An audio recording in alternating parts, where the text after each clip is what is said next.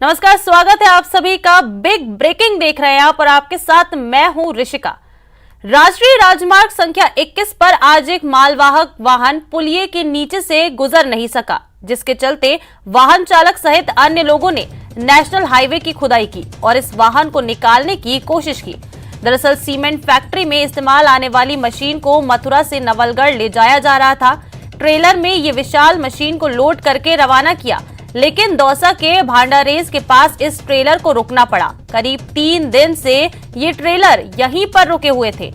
बीती रात ट्रेलर में सीमेंट बनाने की मशीन लेकर जा रहे लोगों ने नेशनल हाईवे की कच्ची जगह की करीब 3 फीट की खुदाई की और उसके बाद इस 23 फीट ऊंची विशाल मशीन को निकाला गया। ऐसे ही विशाल मशीनों की संख्या 3 थी, जिन्हें खुदाई वाली जगह से काफी मुश्किल से निकाला गया और आखिर 3 दिन बाद ये ट्रेलर पुलिया पार करने में कामयाब हो सके।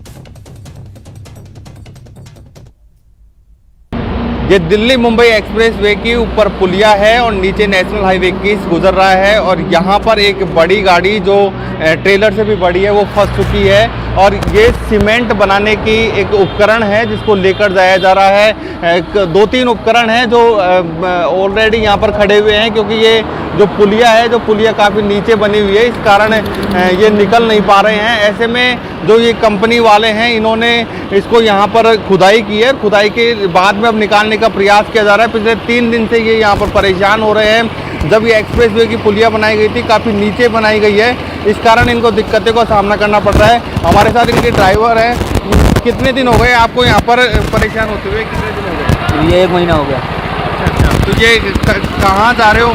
कहाँ जा रहे हो? क्या काम आता है? नवलगढ़ सीमेंट फैक्ट्री का है। तो कैसे निकाल रहे हो? क्या क्या किया आपने? अभी खोदे हैं, इसको खोद के निकालेंगे, फिर काट देंगे, इसको भर देंगे। तो ये क्या पुलिया नीचे है, क्या है? पुलिया नीचे है।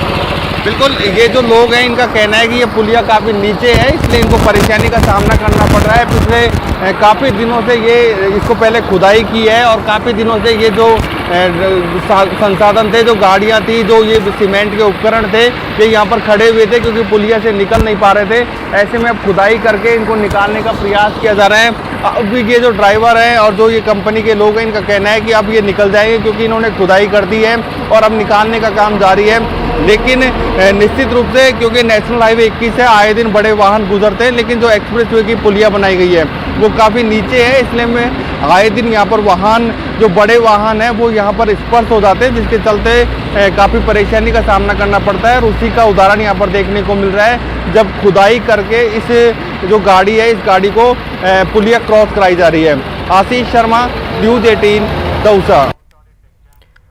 और बढ़ते हैं आगे, बात करते हैं बूंदी की। बूंदी के नैनवा क्षेत्र में बेखौफ बदमाशों का आतंक देखने को मिला है। यहाँ चांदी की कड़िया के लिए एक बुजुर्ग महिला का पैर काटा गया। केवट नगर निवासी है बुजुर्ग महिला उच्छबी बाई। लिटोरों की धरपकड़ के लिए पुलिस ने अब अपनी कमर कस ली है।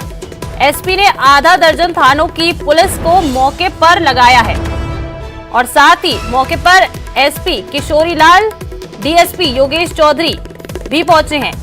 एमओबी की टीम और एफएसएल की टीम इस पूरी घटना के साक्ष्य जुटाने में लगी हुई है। बूंदी के नैनवा से बड़ी खबर आपको बता रहे हैं। यहां बेखौफ बदमाशों का आतंक देखने को मिला है। इन बदमाशों को अब किसी का डर नहीं रहा और चोरी के लिए इन बदमाशों ने एक बुजुर्ग महिला का पैर काट दिया। चांदी की कड़िया चुराने के लिए बदमाशों ने कुछ नहीं सोचा और बस बुजुर्ग महिला का पैर काट दिया।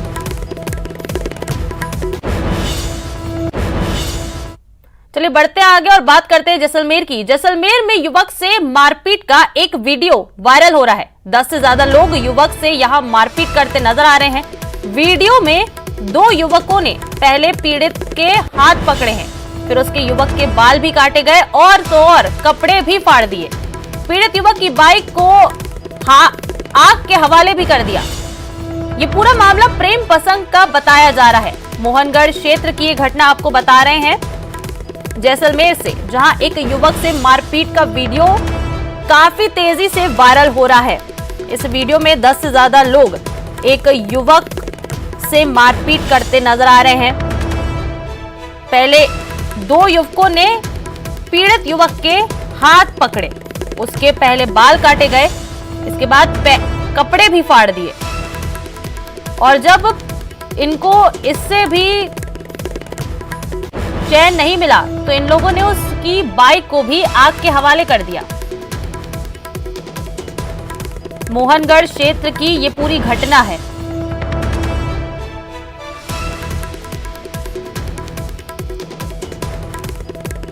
जैसलमेर से आपको खबर बता रहे हैं, जहां एक युवक पर 10 से ज्यादा लोगों ने हमला बोला। पहले इन युवकों ने युवक को घेरा, उसके दोनों हाथ पकड़े, बाल काटे, फिर जमकर लात घूंसे चलाए।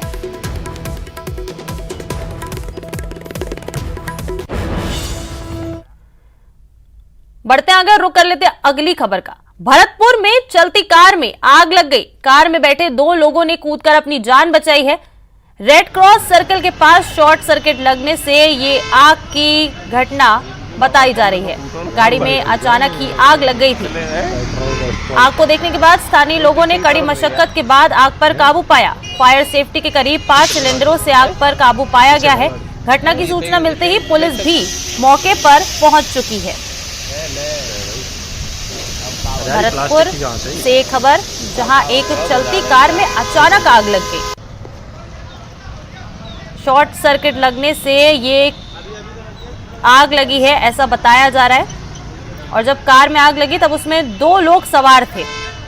दोनों लोगों ने समय रहते सूझबूझ दिखाई और चलती कार में से कूदकर अपनी जान बचा ली। जब आसपास के लोगों ने इस कार में आग लगते देखा तो तुरंत वहां पहुंचे और कड़ी मशक्कत के बाद फिर आग पर काबू पाया गया। फायर सेफ्टी के करीब 5 सिलेंडरों का इस्तेमाल करके आग पर काबू पाया गया है। आग लगने की सूचना मिलने पर पुलिस भी मौके पर पहुंची। बढ़ते आगे और रुक कर लेते बड़ी खबर का। बीकानेर से बड़ी खबर है, जहां गंदे पानी के तालाब से परेशान स्कूल के बच्चे हो गए हैं और इन परेशान बच्चों ने स्कूल के मेन गेट पर अब ताला जड़ दिया। तालाबंदी कर सभी छात्र धरने पर बैठ गए हैं। स्कूल गेट के बाहर स्कूल गेट के सामने जोरदार ये छात्र जो है प्रदर्शन कर रहे हैं। स्कूल के आसपास सफाई करवाने की इन छात्रों की मांग है। श्री डूंगरगढ़ के राजकीय उच्च माध्यमिक विद्यालय का ये पूरा मामला है, जहां गंदे पानी के तालाब से परेशान स्कूल के बच्चों ने स्कूल के मेन गेट पर ताला लगा दिया और अब धरने प्रदर्शन पर ये बच्चे बैठ गए हैं। बीकानेर में गंदे पानी के तालाब से परेशान स्कूली बच्चों ने स्कूल के बाहर ताला लगा दिया और स्कूल के मेन गेट पर ताला लगाने के बाद बाहर ही सामने बैठ गए और ये तस्वीरें सामने जमकर प्रदर्शन किया जा रहा है। स्कूल गेट के सामने ये जोरदार प्रदर्शन हो रहा है और स्कूल के बच्चों ने आसपास सफाई करवाने की मांग की है। श्री डूंगरगढ़ के राजकीय उच्च माध्यमिक विद्यालय का ये पूरा मामला है। गंदे पानी के तालाब से परेशान स्कूली बच्चों का ये धरना देखने को मिला है। स्कूल के बाहर बड़ी संख्या में बच्चे बैठे हैं और सफाई कराने की मांग को लेकर प्रदर्शन किया जा रहा है। आगे बढ़ेंगे और बात करते हैं करौली की। करौली में छात्रों ने सड़क पर जाम लगा दिया है। शिक्षक के तबादले का ये छात्र विरोध कर रहे हैं। हिंडौन लापावली सड़क मार्ग को जाम किया गया है। जयदेव पाठक फाजिलाबाद के छात्रों का ये प्रदर्शन किया जा रहा है। शिक्षक का तबादला निरस्त करने की मांग को लेकर छात्रों का प्रदर्शन जारी है। करौली से ये खबर, जहां छात्रों ने सड़क पर जाम लगा दिया। शिक्षक के तबादले के विरोध में ये जाम लगाया गया। हिंडौन लापावली सड़क मार्ग को इन छात्रों ने जाम कर दिया। जयदेव पाठक फजीलाबाद के छात्रों के द्वारा ये प्रदर्शन किया जा रहा है। शिक्षक का तबादला निरस्त करने की मांग को लेकर छात्रों का जोरदार प्रदर्शन। देखिए किस तरह से हिंडौन लापावली सड़क मार्ग को इन बच्चों ने यहां बैठकर और बीच सड़क पर अपने बैग्स रखकर ये बच्चे जो है, इन लोगों ने ये सड़क मार्ग को जाम कर दिया है। मांग सिर्फ इतनी कि शिक्षक के तबादले को निरस्त कर दिया जाए।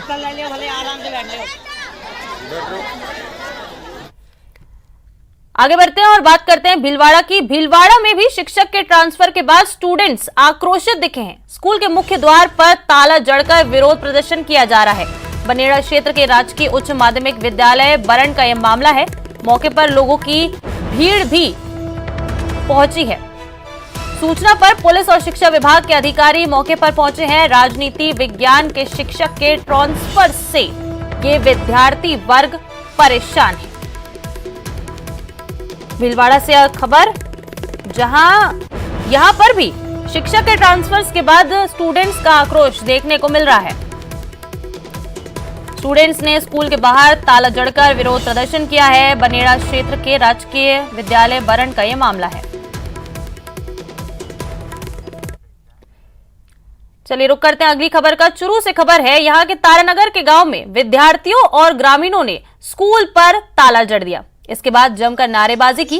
दरअसल स्कूल में स्टाफ की कमी और इसके बीच शिक्षकों के ट्रांसफर से विद्यार्थियों में आक्रोश है। स्टूडेंट्स ने चेतावनी दी है कि जब तक शिक्षक का तबादला रद्द नहीं किया जाएगा, स्कूल का ताला नहीं खोला जाएगा। बोलो।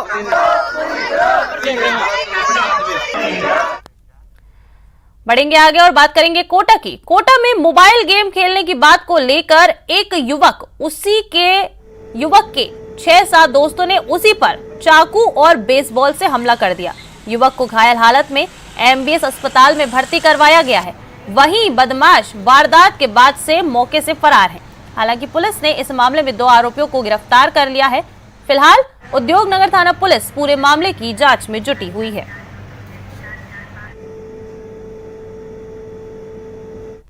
पाँच बजे ड्यूटी करके आया था, फिर चाय पी के मैं नहर पे अपने दोस्त के साथ लूडो खेल रहा था। हाँ, इतने में 2 युवक आए और हमसे कहा कि हम भी खेलेंगे। हमने उनको मना कर दिया। मना करने के बाद उसने फ़ोन किया। फ़ोन करने के बाद 6 बंदे बुलाए और उसने मेरे को चप्पू से और होकी से मारा।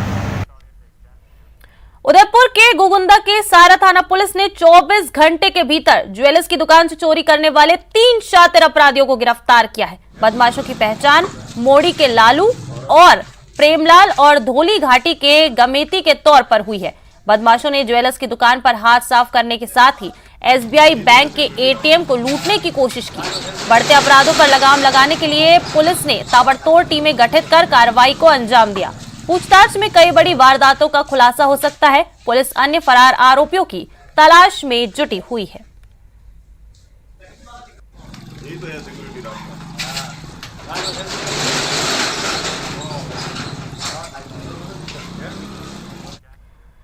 इधर कोचिंग नगरी कोटा में बदमाशों के हौसले किस कदर बुलंद हैं, इस वीडियो में आपको दिखाते हैं। वीडियो में आप देखिए, आप भी समझ जाएंगे। देखिए जरा, वैक्सीनेशन के सर्वे के बहाने ये बदमाश घर में घुसता है, फिर घर में मौजूद दंपति पर पिस्टल तान देता है, लूट की कोशिश करता है। लेकिन जैसे ही घर वालों ने हिम्मत दिखाई, बदमाश के हौसलों की वहीं हवा निकल गई। घर वालों ने बदमाश से पिस्टल छीन ली और घबराकर बदमाश वहां से फरार हो गया। आरोपी मौके पर ही एयरगन और एक रजिस्टर छोड़कर भाग गया है।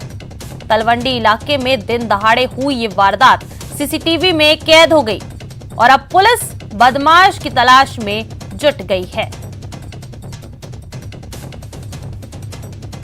कोटा से ये खबर है, जहां आप देखिए बदमाशों के हौसले आजकल किस तरह से बुलंद होते जा रहे हैं।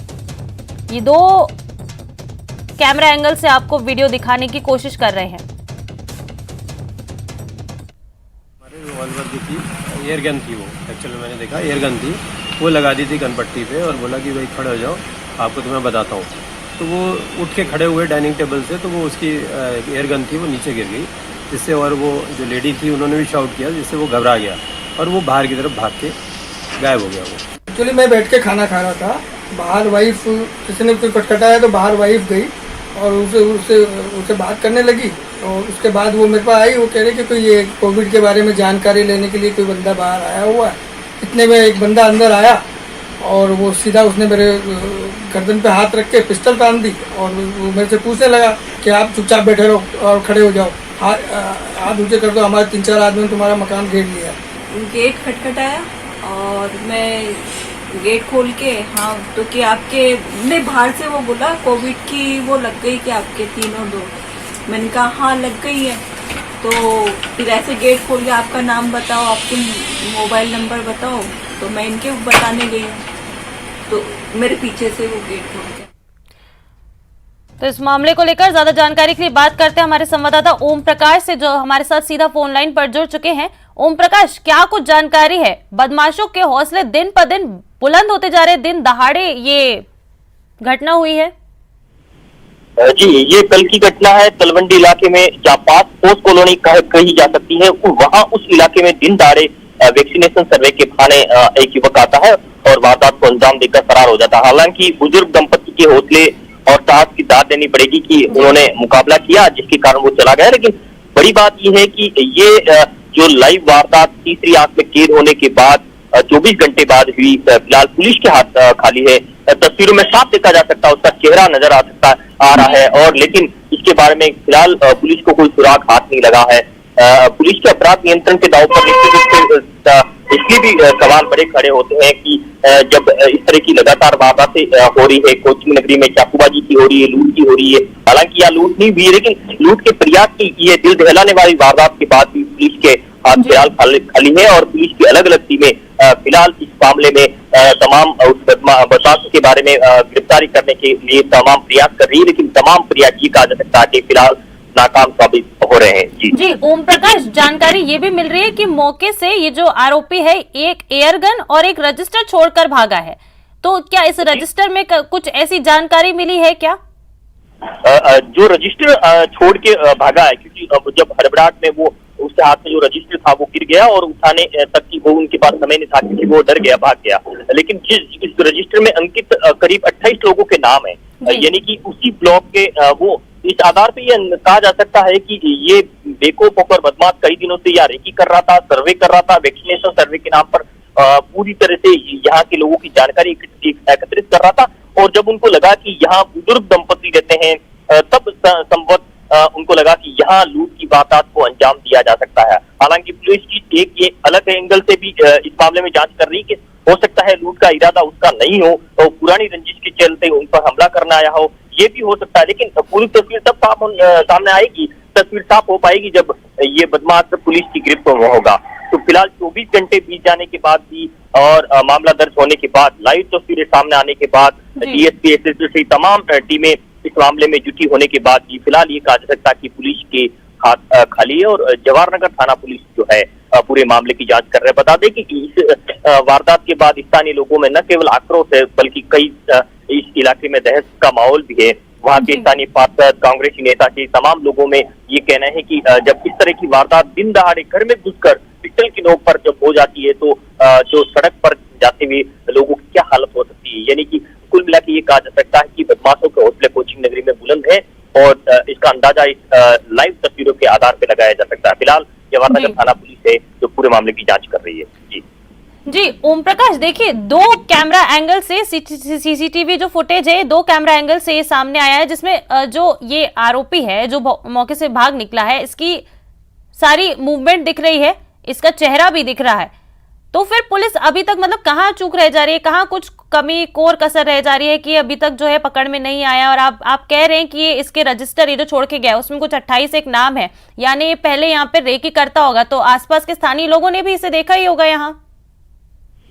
फिलहाल इन तमाम पहलुओं पर पुलिस जांच करने की बात कर रही है, लेकिन पुलिस जब सामने आती है मीडिया के सामने, जब इस मामले में खुलासा कर देगी, क्योंकि पहले सिर्फ जांच की बात कहकर पूरे मामले को टालमटोल करती है। फिलहाल ये कहा जा सकता है कि इतना बड़ा सुराग पुलिस के हाथ लग चुका है। जब सीसीटीवी फुटेज है, जब रजिस्टर में 28 लोगों के नाम अंकित है, वो कई दिनों से सर्वे कर रहा है, टोपी पहन रखा है, उसका चेहरा संदिग्ध है, पूरी तरह से तस्वीर जो है सीसीटीवी में कैद है, उसके बावजूद भी जब इस तरह की वारदात का खुलासा पुलिस समय पर नहीं कर पाती है तो निश्चित रूप से उनकी आमजन की सुरक्षा व्यवस्था पर और पुलिस की कार्यप्रणाली पर कई सवाल बड़े खड़े होते हैं। कोचिंग नगरी में ये कोई पहली वारदात नहीं है। की कार्यप्रणाली पर इस तरह की घटनाओं के बाद सवाल तो उठेंगे, लेकिन फिलहाल आपका शुक्रिया इस तमाम जानकारी के लिए। चलिए बढ़ते हैं आगे और भरतपुर से आपको बता दें, भरतपुर से खबर है जहां एक बजरी से भरा ट्रैक्टर पलटा है। तेज रफ्तार में आ रहा बजरी से भरा ट्रैक्टर पलट गया है। पुलिस से बचने के लिए गलत दिशा से आ रहा था ट्रैक्टर चालक। सारस चौराहे पर अचानक अनियंत्रित होकर ट्रैक्टर पलट गया। पुलिस ने ट्रैक्टर चालक को हिरासत में लिया है। जयपुर आगरा नेशनल हाईवे पर सारस चौराहे की ये घटना है।